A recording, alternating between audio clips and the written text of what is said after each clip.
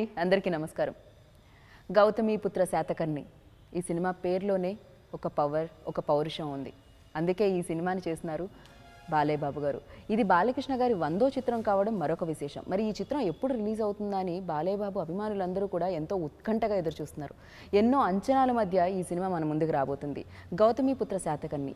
గౌతమిపుత్ర శాతకర్ణుని జీవిత చరిత్ర ఆధారంగా తీయబడ్డ సినిమా. మరి ఈ చిత్రాన్ని దర్శకత్వం వహించారు క్రిష్ గారు. మరి ఈ రోజు ఈ చిత్రం గురించి మాట్లాడడానికి బాలకృష్ణ గారు అలాగే క్రిష్ గారు మనతో ఉన్నారు. ఆలస్యం చేయకుండా వాళ్ళతో మాట్లాడదాం రండి.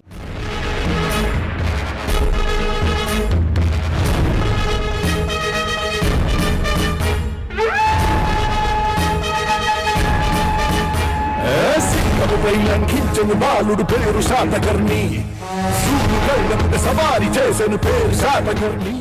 నమస్తే అండి. నమస్తే అండి. మేము చాలా చాలా హ్యాపీగా ఉన్నాం. ఫస్ట్ ఆఫ్ ఆల్ కంగ్రాచులేషన్స్ అండి. ఎందుకంటే సూపర్ డూపర్ హిట్ అయిపోయింది ఆల్రెడీ. ఎందుకంటే మా ముందుకి సినిమా రాకపోయినా మాకు అర్థమైపోయింది ఇది సూపర్ డూపర్ హిట్ అని. So thank you so much. First of all thank you so much అండి మీకు. ఎందుకంటే మేము బాబు గారిని ఎలా అయితే చూడాలనుకుంటున్నామో అలా చూపించారు.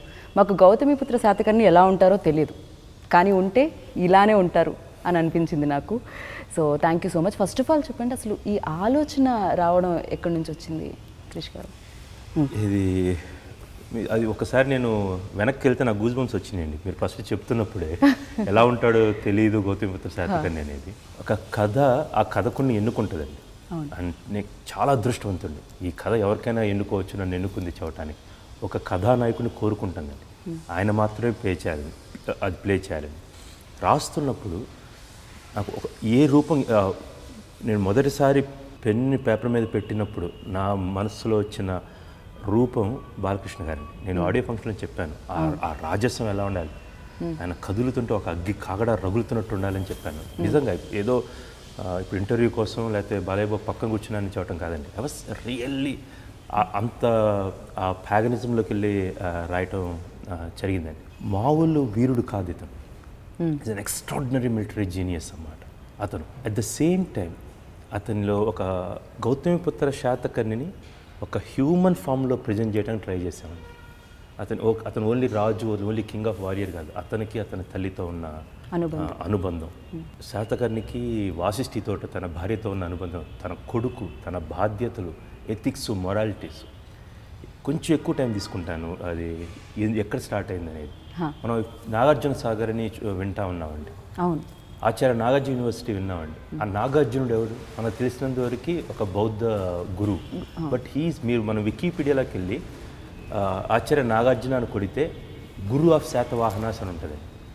ఆయన మనకి చాణక్య చంద్రగుప్తుల్లాగా ఆయన గౌతమిపుత్ర యజ్ఞశ్రీ శాతకర్ణి అని, అది సెకండ్ ఏడీలో మన గౌతమిపుత్ర శాతకర్ణి తర్వాత కొన్ని తరాల తర్వాత రాజు. ఆయనకి అనేకమైన లేఖలు రాశారండి, సుహృల్ లేఖ అంటారు వాటిని అన్నమాట. ఆచార్య నాగార్జునుడు ఎక్స్ట్రాడినరీ. అప్పుడులో ఎథిక్స్ ఏంటి, మోరల్స్ ఏంటి, ఎలా గైడ్ చేయాలి, ఎలా పరిపాలించాలి అనేది అదంతా మన దగ్గర ఉంది, కానీ మనం ఎప్పుడు అటువైపు దృష్టి పెట్టలేదండి. గమ్మత్ ఏంటంటే ఆచార్య నాగార్జున యూనివర్సిటీలో ఒక జర్నలిజం మ్యాగజైన్ ఉంటుందండి, దాని పేరు కూడా సుహృల్ లేఖ అని. కానీ ఎంతమంది అసలు ఏం జరిగిందనేది అది మా దగ్గర ఉందండి. అది ఫస్ట్ అది ఆ పుస్తకం కావాల్సి వచ్చినప్పుడు మాకు తెనాలి నుంచి ఒక స్నేహితుడు సాయిమాధవ్ బుర్రా గారికి వస్తే నేను బాలయ్య బాబుకి ఇవ్వటం జరిగిందన్నమాట. It's rare book. అన్నీ మన పక్కనే ఉన్నాయండి, కానీ మనం చూడలేదు. చిన్నప్పుడు మా తాతయ్య గారు జాలముడి రమణయ్య గారు గుంటూరులో పోలీస్ ఆఫీసర్గా ఉండేవారు. మేము అమరావతిలో వెళ్తున్నప్పుడు ఎవరో ఒక మహానుభావుడు అండి, ఎక్కడున్నారో ఆయన, కానీ ఆయన ఎవరో నాకు కథగా చెప్పారన్నమాట. ఇక్కడి నుంచి ఏలారా, అమరావతి అనేది ఒకప్పుడు గొప్ప రాజధాని, దాని తర్వాత ఇక్కడ ధరణికోటలో వాసిరెడ్డి గారు ఆ జమీందార్, క్రోనలాజికల్లీ ఆయన చెప్పారండి. లేలగా తెలుసు, అప్పటికి మీకు లేదు, ఈ ఆలోచనే లేదు, కథగా తెలుసు అంతే. అంతే కథగా. 2011లో స్టార్ట్ అయింది. 11-12లో కృష్ణ శాస్త్రి గారు, పరబ్రహ్మ శాస్త్రి గారు వాళ్ళు ఈ నాణ్యాలని ఎస్కవేట్, మన కోటిలింగాల కరీంనగర్లో కొండాపూర్, అవును అక్కడ, అవును సార్, ఇప్పుడు ప్రస్తుత తెలంగాణ మన కరీంనగర్లో ఉందమ్మా.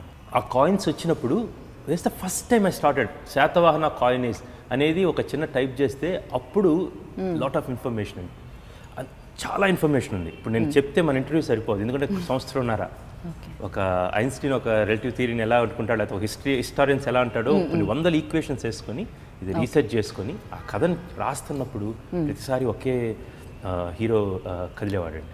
ఈయన కోసం మాత్రమే 100వ చిత్రం కావటం నా అదృష్టము. ఇది ఇట్స్ గాడ్స్ బ్లెస్సింగ్ బేసికల్లీ. ఆయన గనక ఈ సినిమా గౌతమిపుత్ర శాతకర్ణిని తర్వాత చేద్దామంటే ఆ తర్వాత 5 ఏళ్ళైనా 10 ఏళ్ళైనా 20 ఏళ్ళైనా నాగేవాడిని. ఆయన చేసిన రోజు చేసి ఉండేవాడిని. There is no other man who can do that actually. ఈ సినిమా రిలీజ్ అయిన తర్వాత మీరు చెప్తారు. విశ్రాంతి లేదు, విరామం లేదు.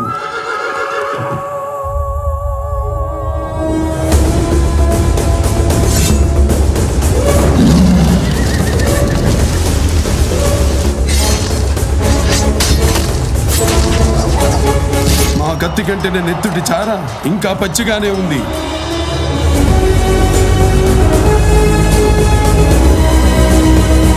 సమయం లేదు మిత్రమా, శరణమా రణమా.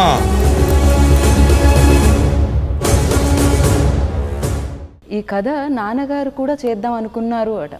ఆ విషయం మీకు ముందు తెలియదని నేను విన్నాను, ఆ తర్వాత తెలిసింది. అసలు ఏమిటండి కోఇన్సిడెన్స్? అంత కాకతాళీయంగా యాదృచ్ఛికంగా జరిగింది ఇదంతా. నేను కూడా 100వ సినిమా ఎటువంటి సినిమా చేయాలి అన్న ఒక క్లిష్ట పరిస్థితుల్లో ఉన్నప్పుడు, సతమతం అవుతున్నప్పుడు, నాలో నేను ఒక కాన్ఫ్లిక్ట్ జరుగుతున్నప్పుడు, అంతర్యుద్ధం జరుగుతున్నప్పుడు ఎన్నో కథలు వినడం జరిగినాయి. కొన్ని నచ్చలేదు, కొన్ని ఏమో నా 100వ చిత్రం స్థాయికి అనిపించలేదు. సరే, ఒక్క కథ నేనే అనుకుని ఏదో చేసుకుంటున్నాను, రైతు అని అప్పుడు అనుకుని కృష్ణవంశీ గారి డైరెక్షన్ అనుకుని జరుగుతూ ఉండింది. సడన్గా కవర్ పెట్టాను ఆయన నన్ను కలవాలని.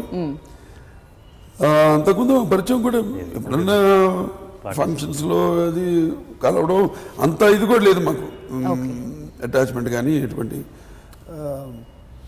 సరే ఇట్లా చెప్పారు, ఒక ఎవరినైతే ఎవరి ద్వారా అయితే కబురు పంపారో అట్లా ఒక అద్భుతమైన సబ్జెక్టు అనుకుంటున్నాను, వచ్చి డిస్కస్ చేస్తాను. సరే అన్నాను.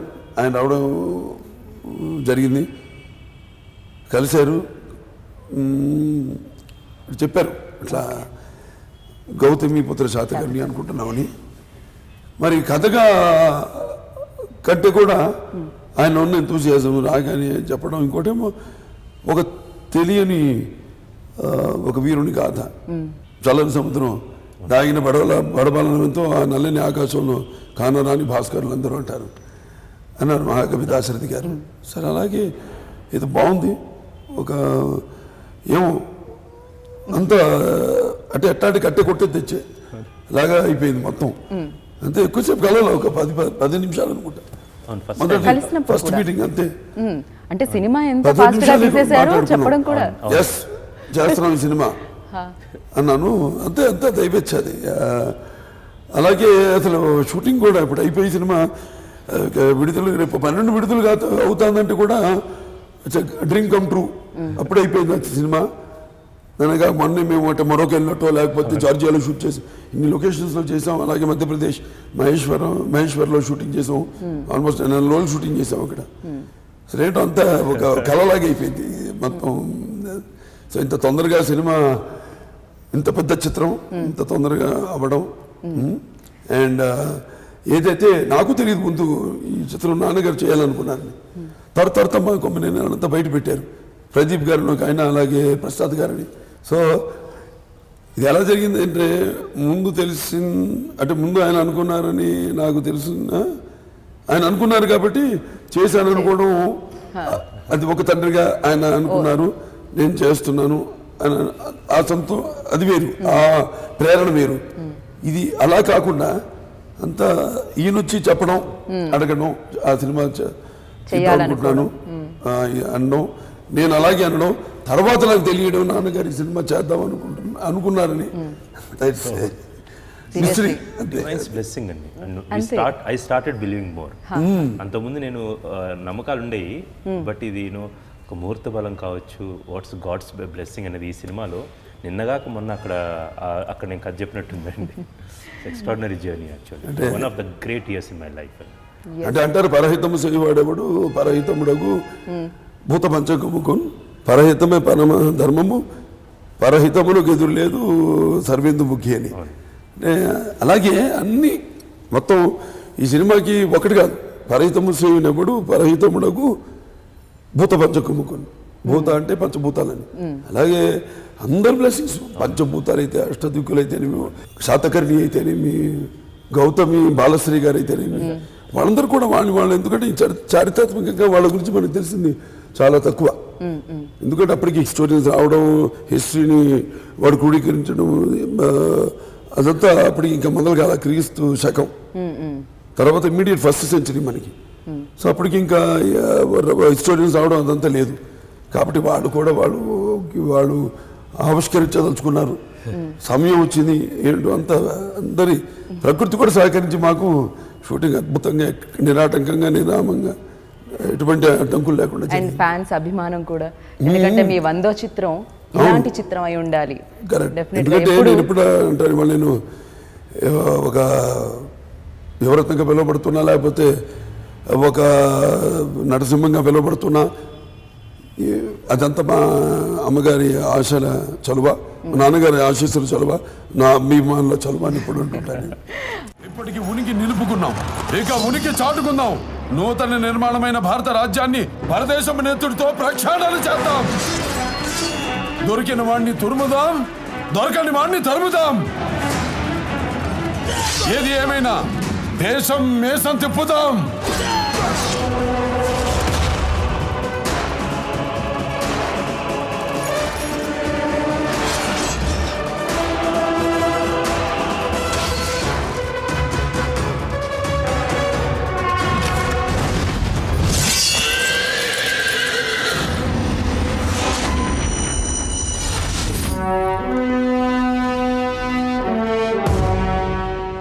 క్రిష్ గారు ఈ సబ్జెక్ట్ తీసుకొని అంటే ఈ పాయింట్ తీసుకొని మీ దగ్గరికి వచ్చినప్పుడు అంత దృఢంగా ఎలా నమ్మారు మీరు? ఇంతకుముందు ఆయన అలాంటి సినిమాలు చేయలేదు. సో మీ 100వ చిత్ర బాధ్యత ఆయనకి ఇచ్చారు మీరు. సో అంత నమ్మకం ఎలా కలిగింది, ఎలా కలిగించారు ఆయన ఆ 10 నిమిషాల్లో? చెప్తారండి. ముందుగా మన ప్రొడ్యూసర్స్ మెచ్చుకోవాలి మనం దానికి. అందులో ఆయన నాన్నగారు కూడా ఉన్నారు, one of the producers Saibaba గారు జాగరు. ఇప్పుడు ఏంటంటే ఆయన చేసిన 5 సినిమాలు ఇంతకుముందు ఇది కాకుండా 5 సినిమాలు సినిమాకి సంబంధం లేదు.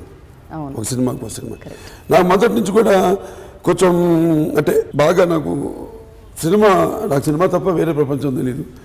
సరే తర్వాత ఎమ్మెల్యే అయిన తర్వాత అది వేరు. బట్ మాకు ఇప్పుడు నేను నిద్రపోతున్న కలగలేని సినిమా గురించే ఇంట్లో ఉన్నా కూడా ఎప్పుడైనా మంచి సినిమాలు చూడడం.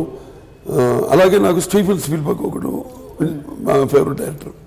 అంటే సినిమా సంబంధం లేకుండా ఒక కామెడీ తీశాడు, ఫిక్షన్ తీశాడు, జురాసిక్ పార్క్ అని తీశాడు, ఈటీఎన్ తీశాడు, అలాగే అదేది వరల్డ్ వార్ ఇటువంటి షిండ్లర్స్ లిస్ట్ దానికి అలా ఒక్కొక్క సినిమాకి సంబంధం లేకుండా ఎన్నో సినిమాలు చేయడం జరిగింది. ఆయన కూడా అలాగే ఒక సినిమాకి సంబంధం లేకుండా చేయడం. నేను నిజంగా చెప్పాలి, నేను అన్ని సినిమాలు చూడలేదు. ఒక ఆశ కంచె దానికి ముందు వేదం అతడు చూడటం జరిగింది. సరే ఆయన వచ్చి ఏమో అలా తపనుంది. ఇప్పుడు ఇన్ని సినిమాలు ఒకదానికొకటి సంబంధం లేకుండా ఆయన ఇన్ని సినిమాలు చేశారు. మరి వాళ్ళ ఒక ధైర్యం చేసి తీసే డైరెక్టరు ఈ సినిమాకి ముఖ్యంగా తెలియని కదా, నేను చెప్పే ఇంతకుముందు ఎవరికి తెలియని కదా. ఇంకోటేమో ఒక డిఫరెంట్ నిర్మాతలు ఉన్నారు. ఆరంభింపరు నీచ మానవులు విజ్ఞాస సంత్రస్తులై ఆరంభించి పరిచయించరు విజ్ఞాపతులై మధ్యములు ధీరులు విఘ్న నిహన్యమానులకు దృత్తం సోదాతులై అని ఒక పద్యం ఉంటుంది. దాంట్లో ఏంటంటే జనరల్గా దాని అర్థం ఏంటంటే కొంతమంది ముందుగానే మనకెందుకు ఆ పని, అది చాలా కష్టంతో కూడుకున్న పని, అది మనకు ఎన్నో అడ్డంకులు వస్తాయి అని తప్పించుకుంటారు అసలు ప్రారంభించకుండానే. అలా కాకుండా కొంతమంది ఏంటంటే అడుగు పెట్టాక కదా రుచి చూశాక దాంట్లో ఉండగా పనిలో ఉండగానే కొంచెం అడ్డంకులు రావడం, దానికి భయపడి మనకి అటు జారుకోవడం సంభవిస్తుంది.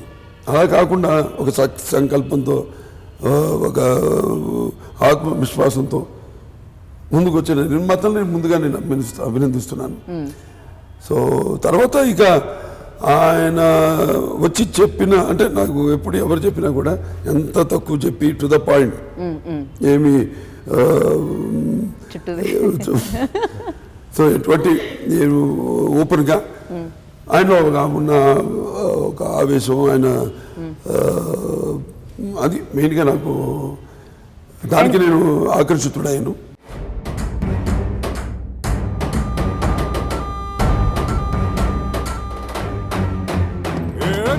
గణగణ గుండెలలో జే గంటలు మోగెను రక్కసి మూకలు ముక్కలు ముక్కలయ్యేలా గణగణ గణగణ కన్నులలో చిచ్చులు రేగను చిక్కటి చీకటి నెర్రగరగిలించేలా వర దాటిన నీ కత్తి సహనమ్మిక సరిపెట్టి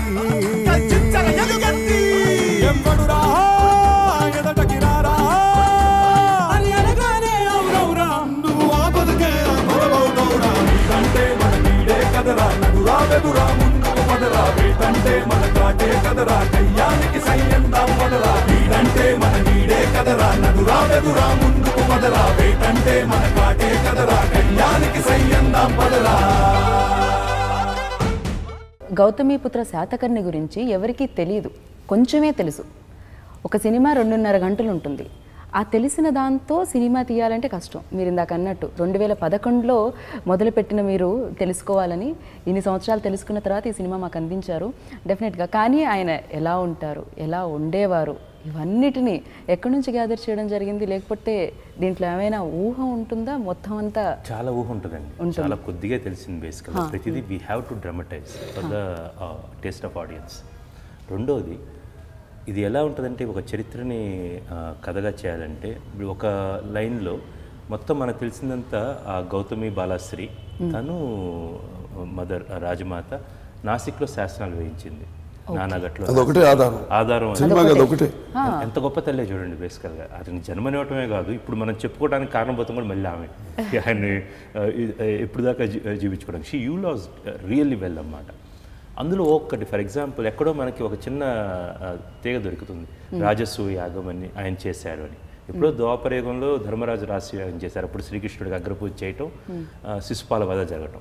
సో రాజసూయ అనగానే ఆ కైండ్ ఆఫ్ ఊహల్లోకి వెళ్ళి మనం అప్పుడు జరిగింది కాబట్టి వీళ్ళు ఎలా చేస్తుంటారు, అక్కడ what drama we can get when you're reading entire Satavahana dynasties history.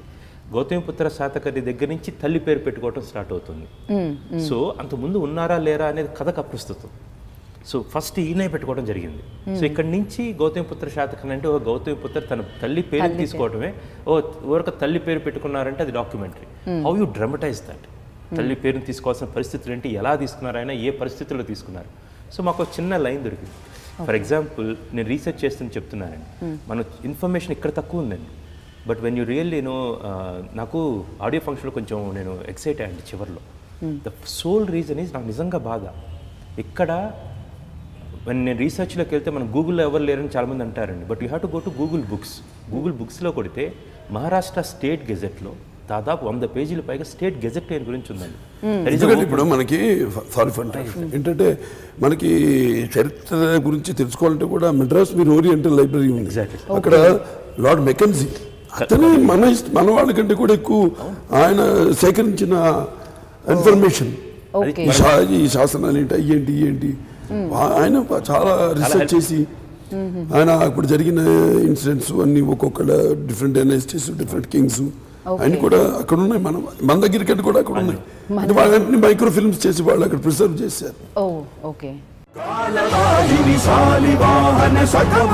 ఘన కీర్తి పొందిన సుప్రభాత సుజాత వహిని గౌతమి సుత శాతకర్ణి బహుపరా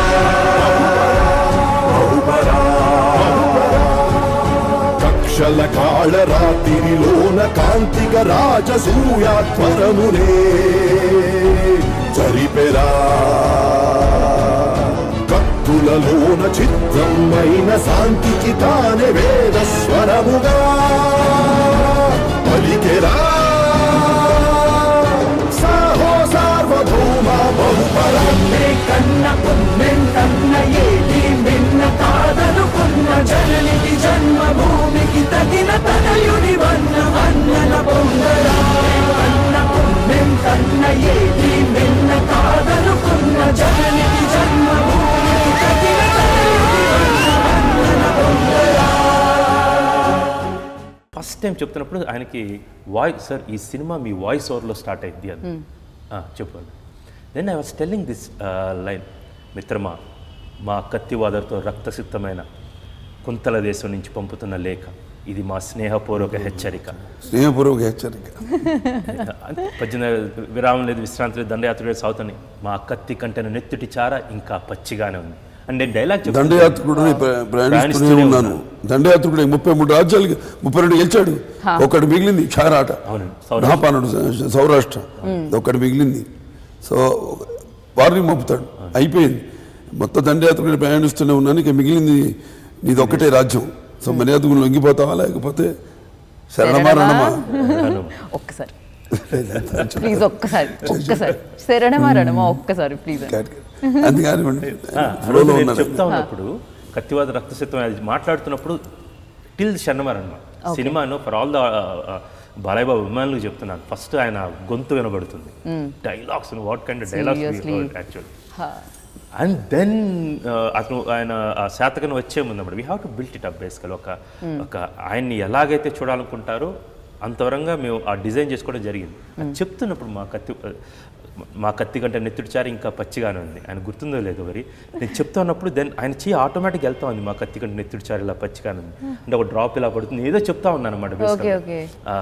తీసింది ఇది ఆయన చెయ్యి ఇట్లా వెళ్తా ఉంది, నేను చూశాను, అప్పుడు అర్థమైపోయింది అన్నమాట. ఫస్ట్ 5 minutes ఉంటుంది అన్నమాట. టెల్లింగ్ 99 సినిమాలు అక్కడ ఆయన కట్ చెబుతున్నాను, ఇట్లా లింగ్ వచ్చేసామాట, ఇది చేస్తాను సార్. దెన్ నేను ఐ గాట్ హిస్ అటెన్షన్ అప్పటి నుంచి. దెన్ యాజ్ ఐ ప్రోగ్రెస్ ఆ నేరేట్ చేసే టైంకి అయిపోయిన తర్వాత వాళ్ళు చాలా బాగుంది చేద్దాం చెప్పినప్పుడు నేను ఆయనకు ఒకే మాట చెప్పాను వెళ్తూ అన్నమాట, సార్ థ్యాంక్ యూ ఫర్ మీరు ఎప్పుడైనా చేస్తారు ఇంకా అంటే చెప్తానని చెప్పారు. మరుసటి రోజు లెస్ దాన్ సమ్ 12 మళ్ళీ 12-14 hours సినిమా చేస్తున్నాం, గెట్ రెడీ అన్నమాట, కమ్ అండ్ మీట్.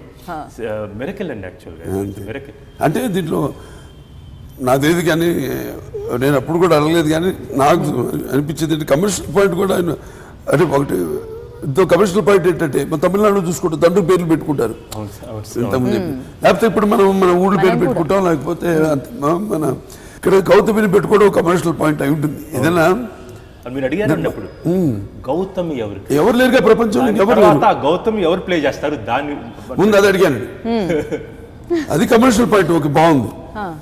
గౌతమి ఎవరు అని అడిగా ముందండి, ఫస్ట్ పేరు వచ్చే ముందు గౌతమి పేరు వచ్చిన తర్వాత టైటిల్ అడిగా. ఇప్పుడు గౌతమి క్యారెక్టర్ ఎవరు చేస్తాను, నాకు అది ఇంపార్టెంట్. దాని మీద అబ్బా చాలా ఎక్సర్సైజులు చేసి అంటే హేమమాలిని గారు అనుకున్నామండి. ఎమ్మట ఆయన అడిగారు 2-3 రోజు వచ్చి సార్ హేమమాలిని గారు అనుకుంటున్నానండి అన్నమాట. చాలా బాగుంటుంది క్రిష్, దొరికితే అప్పుడు నిండుతనం వచ్చింది అన్నారు, ఎగ్జాక్ట్ వర్డ్ వాడారు అన్నమాట. దొరికితే కాదు ఆప్షన్. అవును, నిజంగా నాకు ఒక క్యారెక్టర్ ఒక కథని ఎవరు వినిపిస్తే చెప్తున్నప్పుడే ఆర్టిస్టులు కూడా కళ్ళ ముందు మెదులుతూ ఉంటారు, నా మైండ్లో మెదులుతూ ఉంటారు వాళ్ళు. అసలు నాకు ఒక 2 రోజులు అట్లా అనుకున్నాం ఆ క్యారెక్టర్ ఎవరు దాని గురించి ఆలోచిద్దామని, ఎవరు రాలా నా మైండ్లోకి. అండ్ ఆయన రావడం హేమమాలిని గారు అయితే బాగుంటుంది అన్నాం. అంటే ముందు ఆయన ఎక్స్ప్రెషన్ నాకు ఒక ఏంటి నిజంగా చెప్తున్నాను అంటే ఆవిడ దొరకదు అన్నట్టు ఒకటి ఉంది ముందు. అంటే ఇక్కడ వచ్చామని చెప్పాను కదండి, you be very straight and he is a very honest man. మీరు అడగడంలో నాకు ఒక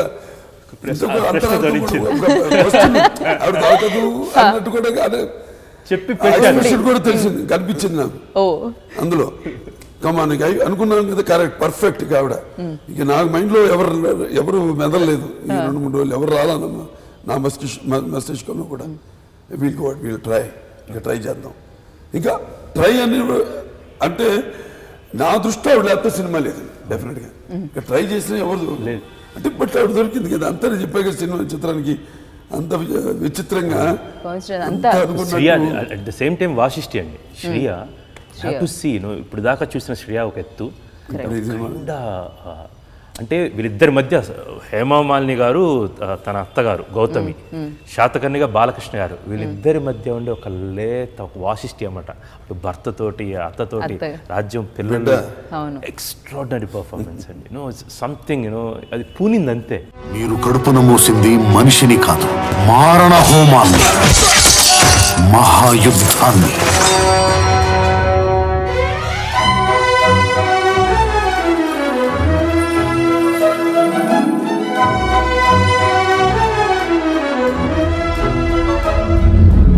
బిడ్డ కడుపున పడ్డప్పుడు యుద్ధానికి వెళ్ళారు, ఇప్పుడు సరాసరి ఇంకో బిడ్డని యుద్ధానికే తీసుకెళ్తున్నారు. మీరు మనిషేనా? ఈ 33 కరవాలాలు కరిగించి మహాఖడ్గాన్ని తయారు చేయించండి. ఆ ఖడ్గాన్ని ధరించి సింహాసనం మీదున్న ఈ సింహాన్ని చూసి అనంత విశ్వం అసూయ చెందాలి. అండ్ అలాగే సంగీతం అండి, అంటే ఎంత అద్భుతంగా ఉందంటే బ్యాక్గ్రౌండ్ స్కోర్ ట్రైలర్లో మేము జస్ట్ కొంచెం చూసినట్టే, కానీ అప్పుడే గూస్ బంప్స్ వస్తున్నాయంటే అంత అద్భుతంగా ఇచ్చారు. సో ఆయన గురించి చెప్పండి బాలబాబు గారు. నాకు చాలా తక్కువ అండి, ఒకసారి కలిసాను నేను. కలిసినప్పుడు ఒకటి తెలిసింది, ఆ ఫ్యామిలీ వాడిది. ఇప్పుడు ఎలా అన్ని కలిసి సినిమాలో అని బైజు బాబురావు తీశారు, వాడు తాతగారు. దాని తర్వాత శ్రీరామరాజ్యం తీశారు ఆయన. చూడండి, ఆయన తాత తీసిన శ్రీరామరాజ్యం, నేను తుడుకులు శ్రీరామరాజ్యం చేయడం. ఓకే, ఇవన్నీ. But first I have to give 100% I have to say thanks to Balakrishna గారండి. మామూలుగా ఎలా ఉంటుందంటే, ఒక నమ్మితే ఎలా ఉంటుంది అనేది, మీరు ఎక్కిమీడ అనే పాట ఉందండి, మీరు నమ్మాలి. రేపు షూటింగ్, ఈరోజు నైట్ నేను పంపించాను సార్కి. సార్ భయపడుతూ ఉన్నాం అన్నమాట. ఫస్ట్ టైం సాంగ్ చేస్తున్నప్పుడు హీరోకి జనరల్గా ఎలా ఉంటుంది, ఒక నెల ముందు పంపించాలి, ఇక్కడ ఇన్స్ట్రుమెంట్ బాగాలేదు, అక్కడ అది వాయిస్ బాగలేదు, ఇక్కడ ఇది మార్చు, ఇక్కడ అది మార్చు. ఆయన పంపించినప్పుడు అంటే how much confidence as in me as a director, ఆయన అంటే ఎంత ఫ్రీడమ్ అనేది. ఎక్కిమీడ ఫస్ట్ వచ్చినప్పుడు ఆ పాట ఆయన సెట్కి వచ్చినప్పుడు వినలేదు కూడా, మొత్తం రెడీ అయ్యారు, మొత్తం ఉన్నారు. అక్కడ ఒక చాలా ఎద్దుల బండిలో వెళ్తూ ఉంటుంది, రాజు మారువేషం వేసుకుని వెళ్తూ ఉంటాడు. కూర్చొని అక్కడ ఉంటే ఈయన వచ్చారు, కూర్చున్నారు, మేకప్ వేసుకుని వచ్చారు. మరి చిన్నపిల్లవాడు అయిపోతారు. మరి ఫస్ట్ సినిమా చేస్తున్నట్టు ఉంటుందండి ఆయనతో వర్క్ చేస్తున్నప్పుడు. ఇలా వచ్చి మా పని మేము బృందామేశ్వరం మేము పెట్టుకుని ఒక కెమెరా పెట్టుకున్నాం, ఆ బ్యాక్గ్రౌండ్ అంతా సెట్ చేసుకుంటున్నాం. బాలయ్య గారు వచ్చారు, we can't make him wait long, basic energy everything we have to capture it on screen. Sir ఒక్కసారి మనం విందాం సాంగ్ అని చెప్పి సాంగ్ వేస్తా ఉన్నాం, పరిగెత్తుకుంటూ అసిస్టెంట్ వచ్చారు. సార్ సాంగ్ కట్ చేయొద్దన్నారు, సార్ వింటారంట. నగరాలు ప్లే చేస్తారు అంటే వెళ్ళి నేను మొత్తం పాట అయిపోయిన తర్వాత నేను కొంచెం కంగారు పడ్డాను. అమ్మాయి great, that big star, super star. ఆయన వెళ్ళి సెట్లోకి వచ్చి పాట అంటాం ఏంటండి బేసికల్గా వెళ్ళాను. ఎందుకంటే నా తప్పు, నేను చాలా లేట్గా రాత్రి పంపించాను. సార్ క్షమించాలి, చాలా లేట్గా వచ్చింది, ఇది final version, I want Udit Narayana and Shreya వాళ్ళ వర్షన్ ఏదంటే సూపర్ ఉంది క్రిష్, సాంగ్ చాలా బాగుంది, ఎంత పదాలు కానీ అది కానీ. ఎవరు శాస్త్రి గారేనా? Kind of confidence, the kind ఆ విన్ను తట్టింది చూడండి, అదే అనొచ్చు. 2-3 రోజులు ముందు పంపించవచ్చు కదా అనొచ్చండి. దెన్ వచ్చి నా లిరిక్ పేపర్ పంపించు అని, దెన్ లిరిక్ పేపర్ మొత్తం చూసుకొని ఎక్కిమీడ ఏం వాడారు. ఎక్కిమీడ అంటే పాత రోజుల్లో అండి, మహారాజా రాజా అని అర్థం అన్నమాట.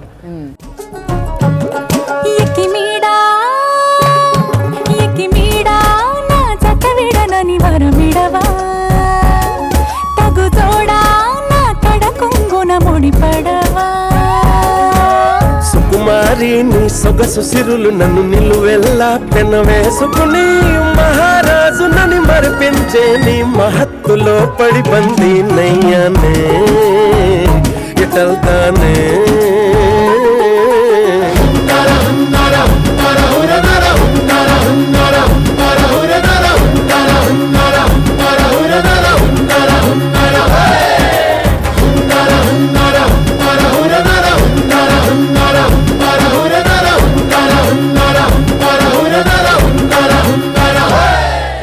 మీ ఆలోచనలన్నీ కార్యరూపం దాల్చి నిజంగా చక్కగా మా ముందుకు రావాలని మనస్ఫూర్తిగా కోరుకుంటున్నాను.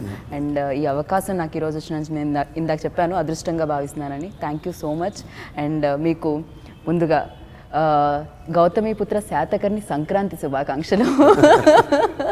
సో మాకు సంక్రాంతి ఇలా వచ్చింది కాబట్టి పండగ 2 పండగలు. ఇదైతే గౌతమిపుత్ర శాతకర్ణి ఒకటి, సంక్రాంతి ఒకటి, అండ్ అందులో ఉగాది కూడా చూడబోతున్నాం కాబట్టి సో మీకు కూడా సంక్రాంతి శుభాకాంక్షలు. So thank you so much. మా జైత్ర యాత్రను గౌరవించి మా ఏలుబడిని అంగీకరించి మీ వీరఖడ్గాన్ని మా రాయబారికి స్వాధీనం చేసి మాకు సామంతులవుతారని ఆశిస్తున్నాము. సమయం లేదు మిత్రమా, శరణమా రణమా. మీరు కడుపున మోసింది మనిషిని కాదు, మారణ హోమాన్ని, మహాయుద్ధాన్ని.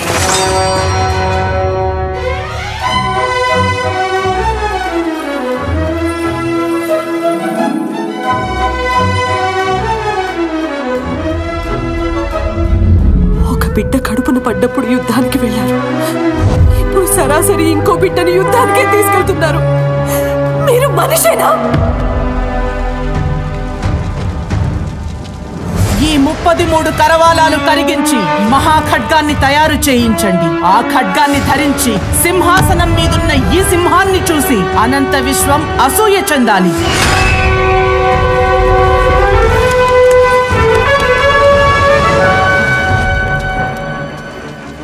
శాతకర్ణి, నేను సింధు నుంచి ఆక్రమించుకుంటూ వస్తాను. అలెగ్జాండర్ కోలవికాని అఖండ భరత ఖండం నా సొంతమవుతుంది. ఇప్పటికి ఉనికి నిలుపుకున్నాం, ఇక ఉనికి చాటుకుందాం. నూతన నిర్మాణమైన భారత రాజ్యాన్ని పరదేశం నేతుడితో ప్రక్షాళన చేద్దాం. దొరికిన వాణ్ణి తురుముదాం, దొరకని వాణ్ణి తరుముదాం. ఏది ఏమైనా దేశం మేసం తిప్పుదాం.